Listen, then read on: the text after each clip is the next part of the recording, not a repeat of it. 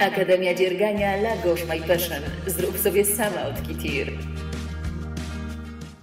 Dzień dobry, dobry wieczór, hello knitters, witam wszystkich w kolejnym odcinku Akademii Dziergania La Gauche My Passion i zapraszam na wspólne wyzwanie, które dziś nazywa się Pretzel. Na pewno każdy z Was potrafi zrobić zwykły, prosty szal, a to coś, co mam na sobie, to nic innego jak długi szal zszyty w odpowiedni sposób. Ta konstrukcja jest stara jak świat. Ja przynajmniej pierwsze prece dziergałam już w czasach głębokiego PRL-u. Przypomniałam sobie o niej, testując nową włóczkę, która już niedługo będzie do kupienia na stronie www.manufaktura-pasji.pl. Już za moment pokażę Wam, jak się do czegoś takiego zabrać. Zanim jednak to zrobię, pozwólcie, że poproszę Was o zasubskrybowanie mojego kanału, jeżeli jeszcze tego nie zrobiliście. Wyrażanie swojej opinii za pomocą kciuków podniesionych do góry, jeżeli spodoba Wam się ten film, o udostępnianie linków tym wszystkim, którzy tak jak Wy również kochają robić na drutach i o oznaczanie hashtagiem LGMP Waszych zdjęć, które po pracy razem ze mną będziecie zamieszczać w sieci. Na dobry początek zrobimy razem duży szal. Nie zapomnijcie przeczytać opisu, który znajduje się pod filmem, bo tam znajduje się dokładny opis wykonania. Układ ściegów w moim preclu jest zupełnie przypadkowy. Takie precelki możecie robić dowolnymi ściegami. Ważne, żeby szal, który będziecie dziergać, miał około 30 cm szerokości i mniej więcej 2 metry długości. Ja do zrobienia mojego precla zużyłam 500 metrów włóczki przeznaczonej na druty numer 8. Możecie skorzystać z sygnowanej przeze mnie Max Wonder lub Alpha Queen, ale możecie też użyć dowolnej innej włóczki, jaka tylko przyjdzie Wam do głowy. Pamiętajcie, że to wdzianko może być noszone na dwa różne sposoby. Albo jako taka właśnie kamizelka, albo jako szal etola otulająca nas, gdy potrzebujemy otulenia. Zapraszam oczywiście do oglądania innych moich tutoriali. Linki do nich znajdują się gdzieś z tej albo z tej strony. Tutoriali, w których pokazuję, jak na przykład do takiego precula wydziergać sobie gustowną czapeczkę. Zapraszam również na moje profile w mediach społecznościowych. Znajdziecie mnie zarówno na Facebooku, jak i na Instagramie. Przede wszystkim jednak zapraszam na moją stronę www.lgmp.pl. Na tej stronie mnóstwo projektów, wśród których każdy znajdzie coś dla siebie. No to jak? Gotowi? Bo ja mam już włóczkę, druty i nie zawaham się ich użyć. Rozpoczynamy od nabrania 50 oczek. Przy nabieraniu oczek wzięłam sobie trochę dłuższą nitkę, bo chciałam, żeby zostało mi jej tutaj troszeczkę. I teraz przerobimy 4 rzędy takim ściągaczem, 2 oczka prawe, 2 oczka lewe. Pamiętajcie jednak, żeby pierwsze oczko przerabiać bardzo ciasno. Po stronie rzędów nieparzystych to będzie oczko prawe, po stronie rzędów parzystych, czyli po lewej stronie robótki, to będzie oczko lewe. Sugeruję zaniechanie dziergania oczka brzegowego, bo krawędź tego szala nie będzie zbyt ładna. 2 oczka prawe, 2 oczka lewe. Nie ma znaczenia, czy przerabiacie te oczka prawe techniką wschodnioeuropejską, słowiańską, jak te, które przerobiłam teraz, czy techniką zachodnioeuropejską, kontynentalną, jak te właśnie.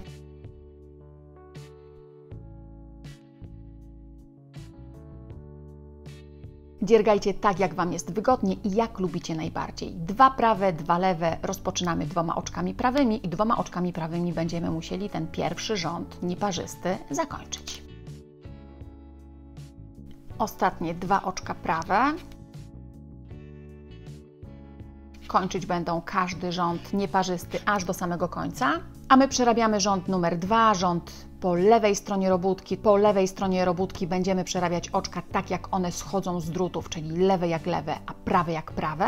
I tutaj pierwsze oczko to oczko lewe, więc przerobimy je jak lewe, bardzo ciasno znowu. I dalej już patrzymy, jak wygląda oczko na początku lewego drutu. Jeżeli jest taki wężyk albo przekładka, to znaczy, że to jest oczko lewe i trzeba je przerobić jak lewe, nieważne jaką techniką. A jeżeli mamy jodełkę, czyli oczko wygląda tak jak to znaczy, że to jest oczko prawe i trzeba przerobić je jak oczko prawe, znowu nieważne jaką techniką. Tutaj mamy wężyk, czyli oczko lewe, a tutaj oczko prawe w technice kontynentalnej, zachodnioeuropejskiej i oczko lewe, zachodnioeuropejskie.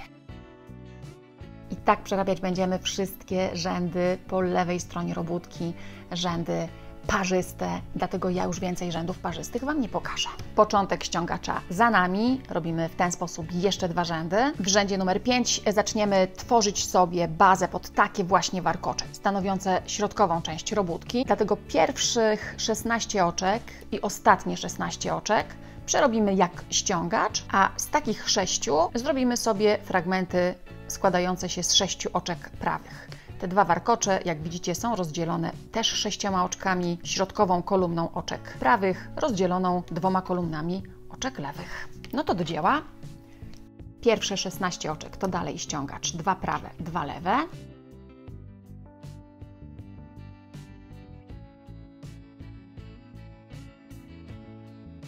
Kolejne 6 oczek przerabiamy jak oczka prawe.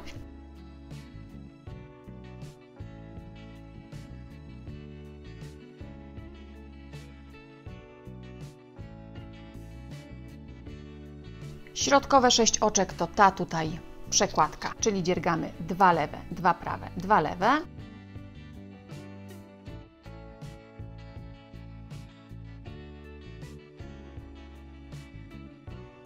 Baza pod kolejny, ten warkocz, czyli znów 6 oczek prawych.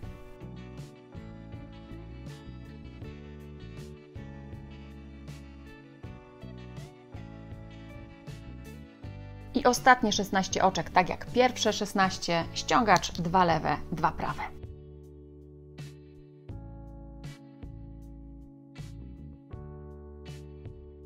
Rząd 6, lewa strona robótki, wszystkie oczka przerabiamy jak? No właśnie, tak jak one schodzą z drutów, czyli lewe jak lewe, a prawe jak prawe. Tutaj będziemy mieć takie większe sekcje oczek lewych, bo po lewej stronie w tych miejscach ściągacz zamienił się na bazę pod warkocze, a w dalszej części na warkocze. I teraz już od rzędu numer 7 przez niemal 2 metry przerabiać będziemy kolejne rzędy w taki sposób, że pierwsze i ostatnie 16 oczek to dalej będzie taki właśnie ściągacz, 2 oczka prawe, 2 oczka lewe, a w tej środkowej części z tych 6 oczek prawych i z tych 6 oczek prawych zaplatać będziemy warkocze 2 na 2, raz w prawą, a raz w lewą stronę. No to zaczynamy rząd numer 7.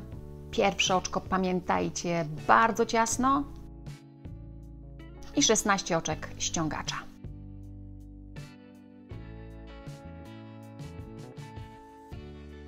Mamy pierwsze 6 oczek prawych i tutaj skrzyżujemy 2 oczka prawe na 2 oczka prawe w stronę lewą. Jeżeli krzyżujemy w stronę lewą, to robimy to zawsze na początku tego 6-oczkowego fragmentu. W praktyce krzyżowanie polega na tym, że z tych 4 oczek, oczko numer 1, 2, 3, 4, to są pierwsze 4 oczka z 6, 2, 1 i 2 przenosimy na prawy drut bez przerobienia. Kolejne 2 oczka, czyli oczko numer 3 i 4 przerabiamy jak oczka prawe.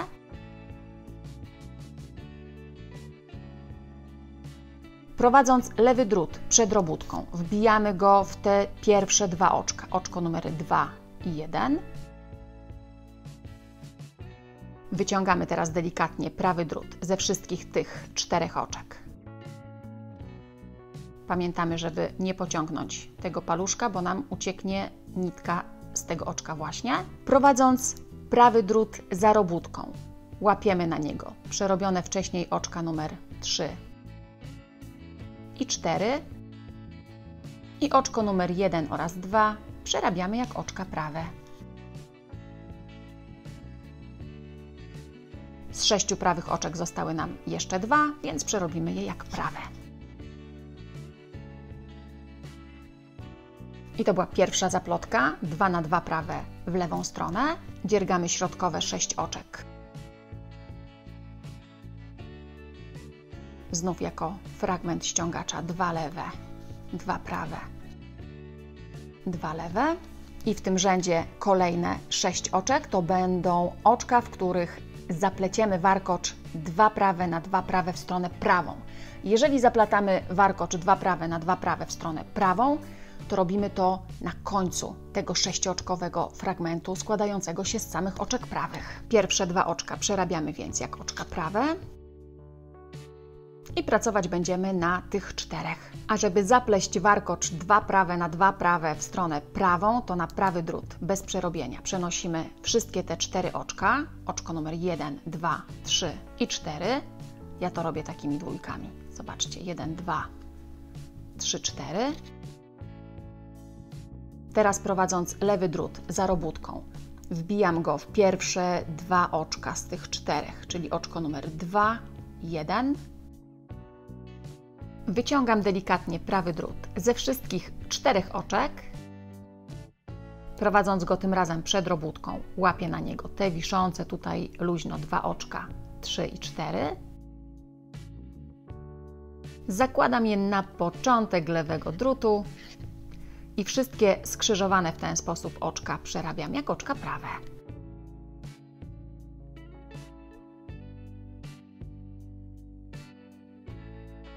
No i teraz do końca tego rzędu zostaje mi już tylko przerobić 16 oczek ściągaczem 2 prawe, 2 lewe.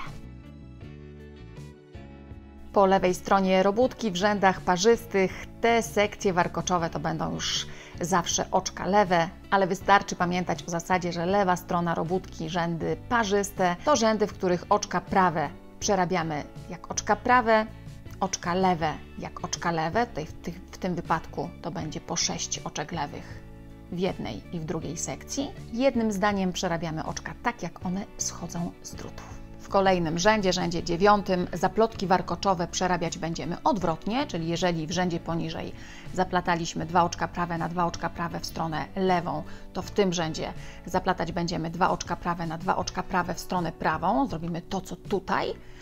A jeżeli w tej kolumnie w rzędzie poniżej zaplataliśmy 2 oczka prawe na 2 oczka prawe w stronę prawą, to teraz w tym rzędzie zapleciemy to, co tutaj, czyli 2 oczka prawe na 2 oczka prawe w stronę lewą. Pierwsze i ostatnie 16 oczek oraz te środkowe 6 do samego końca dziergamy jak ściągacz 2 prawe, 2 lewe. No to teraz w praktyce. Pierwsza kolumna warkoczy, poniżej zaplataliśmy oczka w stronę lewą, tu zapleciemy w stronę prawą. I teraz pokażę to w technice kontynentalnej, zachodnioeuropejskiej. 2 prawe na 2 prawe w stronę prawą. Pamiętacie, co mówiłam wcześniej? Jeżeli zaplatamy oczka w stronę prawą, to zaplatamy 4 ostatnie. Pierwsze 2 musimy więc przerobić jak oczka prawe. Oczko 1, oczko 2 i kolejne 4, 1, 2, 3 i 4 przenosimy na prawy drut bez przerobienia. Ja znowu używam takiej techniki dwójkowej. Oczko 1, 2, 3, 4 i dalej technika jest dokładnie ta sama, czyli lewy drut za robótką. Wbijamy w pierwsze 2 oczka z tych 4. To jest oczko numer 2 i 1. Wyciągamy prawy drut ze wszystkich 4 oczek. Przed robótką łapiemy na ten drut wiszące tutaj luźno oczka 3 oraz 4. Zakładamy je na początek lewego drutu i skrzyżowane w ten sposób oczka przerabiamy jak oczka prawe.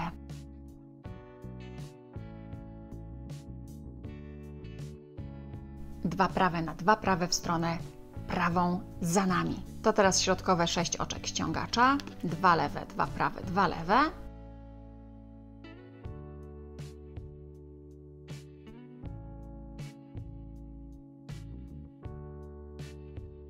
I w kolejnej kolumnie warkoczowej, ponieważ poniżej zaplataliśmy 2 prawe na 2 prawe w stronę prawą, zaplatać będziemy 2 prawe na 2 prawe w stronę lewą. A jeżeli krzyżujemy oczka w stronę lewą, to znaczy, że krzyżujemy pierwsze 4 oczka. Oczko numer 1, 2, 3 i 4. Dziergamy więc dokładnie to, co dziergaliśmy tutaj w rzędzie numer 7.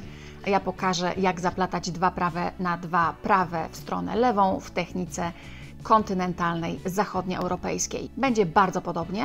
Z 4 oczek, oczko numer 1, 2, 3 i 4, na prawy drut bez przerobienia przenosimy oczko numer 1 i oczko numer 2. Oczka numer 3 i 4 przerabiamy jak oczka prawe. Prowadząc lewy drut przed robótką, wbijamy go w te pierwsze 2 oczka, tutaj od tej strony. Zobaczcie, oczko numer 2 i oczko numer 1. Wyciągamy delikatnie prawy drut ze wszystkich tych 4 oczek. Też pamiętamy, żeby nie pociągnąć przy tej operacji palcem wskazującym, bo ucieknie nam nitka. Prowadząc prawy drut za robótką, łapiemy te przerobione tutaj wcześniej oczka numer 3 i 4 i oczka numer 1 i 2 przerabiamy jak oczka prawe.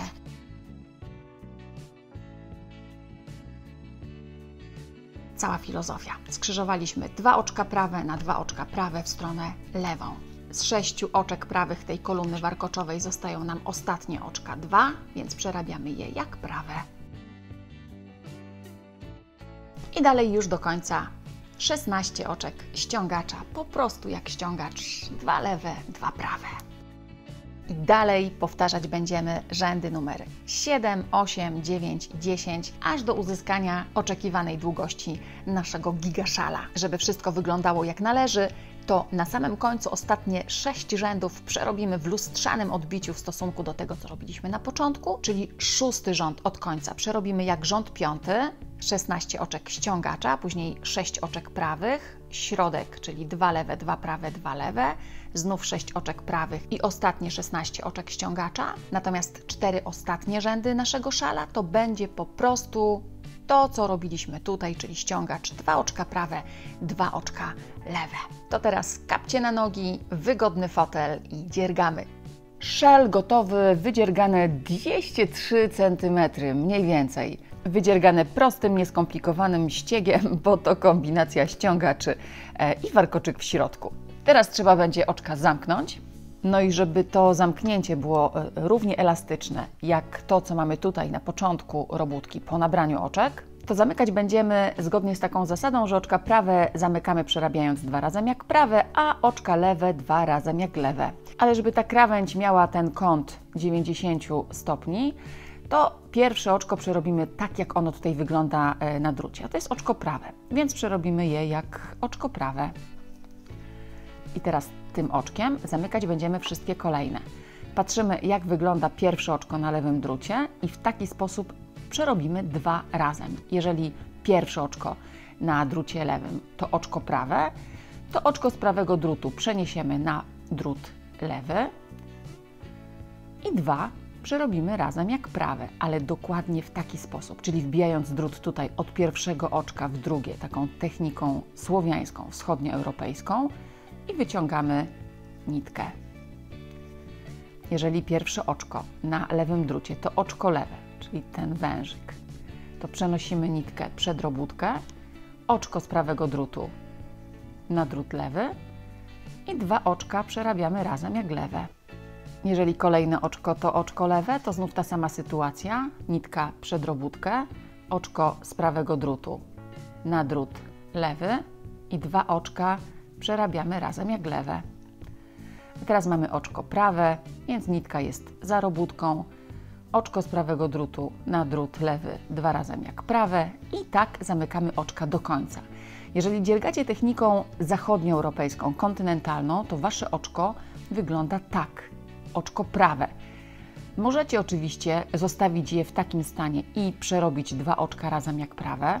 Tak to będzie wtedy wyglądało, to oczko tu będzie lekko skrzyżowane. Ja natomiast sugeruję, żeby zanim przerobicie 2 oczka razem jak prawe, odwrócić je w tą stronę słowiańską i w ten sposób zamykać oczka prawe również. To nie jest konieczne, ale pomaga. No i jeszcze jedna bardzo ważna rzecz. Kontrolujcie na bieżąco to wszystko, co dzieje się tutaj za Waszą prawą ręką. Zamykajcie oczka z równą siłą nacisku, raczej ciasno niż luźno, bo to ściągacz. Ta równa siła nacisku sprawi, że ta końcówka naszego szala nie będzie się rozciągać w jedną stronę, a ściągać w drugą, tylko będzie taka jak trzeba.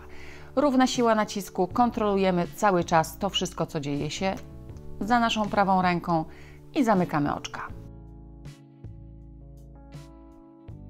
To było oczko ostatnie, więc raz jeszcze w to, które jest na prawym drucie, wbijamy drut lewy, przeciągamy pętelkę, odcinamy nitkę, zaciągamy ją i teraz trzeba będzie tylko tę nitkę tutaj sobie ładnie schować. Wielki gigaszal gotowy. Możecie sobie owijać go wokół szyi, a jeżeli Wam się znudzi, to z tego szala możecie zrobić taką narzutkę, coś w rodzaju kamizelki. Wystarczy tylko w odpowiedni sposób go zszyć i to zaraz Wam pokażę. Całe nasze zadanie polegać będzie teraz na tym, żeby z tego długiego szala zapleść sobie takie właśnie origami. Na dobry początek musimy znaleźć środek tego szala i teraz robimy sobie jedną zakładkę. Chodź no tutaj, koleżko. Drugą. Tutaj musi być równo. Teraz zobaczcie, dolne krawędzie podwijamy sobie do środka z jednej i z drugiej strony. Wszystko po to, żeby dwie końcówki naszego szala tutaj się ładnie zeszły. No i teraz uwaga, ja to spróbuję powoli odwrócić. Tak nasz precel wygląda z tyłu i my będziemy musieli teraz zszyć te dwie końcówki ze sobą, a w drugim etapie doszyjemy do tego jeszcze tutaj ten kawałek góry. No to bierzemy igłę. Ważne będzie teraz, żeby zszywając te dwie dolne krawędzie tutaj równo połączyć ze sobą kolejne kolumny oczek prawych i oczek lewych. Ja będę używać nici, które zostały mi po zamknięciu oczek na górze szala i po nabraniu oczek na samym jego dole. Będę sobie łączyć po prawej stronie w ten sposób oczka z jednej i z drugiej strony.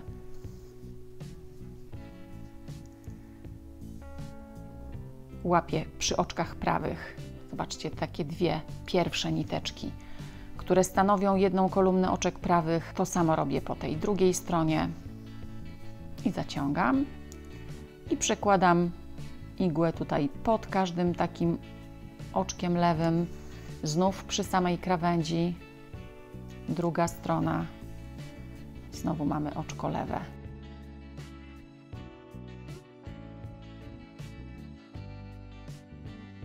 I oczko lewe, a teraz oczka prawe.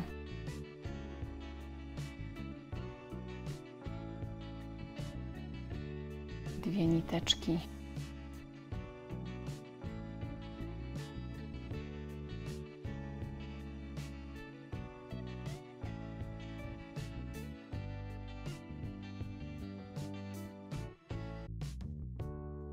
I w ten sposób szyjemy całą tą krawędź. Ja wykorzystam z tej strony tę nić. Zatrzymam się gdzieś pewnie na środku i tą nitką szyć będę w drugą stronę. Wszystko po to, żeby nie trzeba było ich w żaden jakiś szczególny sposób potem chować. Wykorzystam je sobie po prostu do zszywania. No to zszywamy ładnie. Oczywiście, jeżeli macie jakiś swój patent na łączenie dwóch końcówek dzianin, to go wykorzystajcie.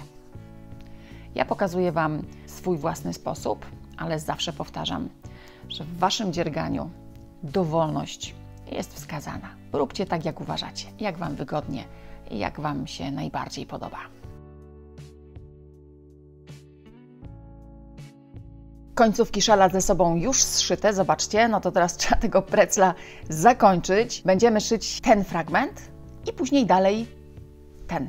Znalazłam sobie takie miejsce, w którym rozpocznę swoje szycie i biorąc pod uwagę te tutaj zaplotki zewnętrzne warkocza, to u mnie to jest, zobaczcie, jedna, druga, trzecia, czwarta, piąta. Jak się piąta skończyła, to mniej więcej na tej wysokości. Tutaj sobie dowiążę nitkę. Dlaczego tak? Bo potem ją łatwiej jest schować. Składam tę robótkę równo ze sobą. Tutaj zaczynam zszywanie w taki oto sposób i dalej już wykorzystując szef materacowy albo szef równoległy, jak wolą niektórzy, łączę te dwie części dzianiny ze sobą. Przekładam sobie igłę z nitką po jednej i po drugiej stronie robótki. Po wyprostowaniu dzianiny tutaj przy tych prawych oczkach, zobaczcie, są takie podłużne kreseczki i ukośne pomiędzy nimi. Naszym zadaniem będzie po prostu pod każdą taką ukośną kreseczką przeciągnąć igłę, w ślad za nią nitkę. Gwarantuję Wam, że jak weźmiecie tę dzianinę na kolana, to nie będziecie się musieli tak męczyć jak ja teraz. bo dla mnie wyzwaniem na ten moment staje się to, żeby nie włożyć Wam głowy ani ręką, nie zasłonić obrazu. Zgrubienie, jedna kreseczka, druga, przeciągam igłę, wyciągam nitkę, prostuję drugą krawędź, to jest znowu to samo, zobaczcie, kreska, kreska, kropka, jak w alfabecie Morsa.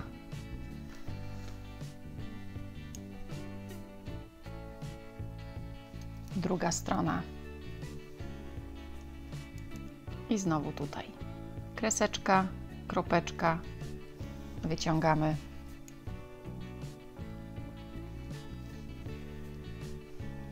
zaciągamy sobie niteczkę i te dwie części dzianiny nam się pięknie ze sobą łączą. No i zobaczcie, po zaciągnięciu praktycznie nie widać miejsca połączenia. To jest jeden z powodów, dla których ja w swoich dzianinach nie stosuję oczka brzegowego. To oczko brzegowe najnormalniej w świecie w wielu przypadkach mi bruździ. Przy takim szwie materacowym do niczego się absolutnie nie przydaje i kompletnie nie jest potrzebne.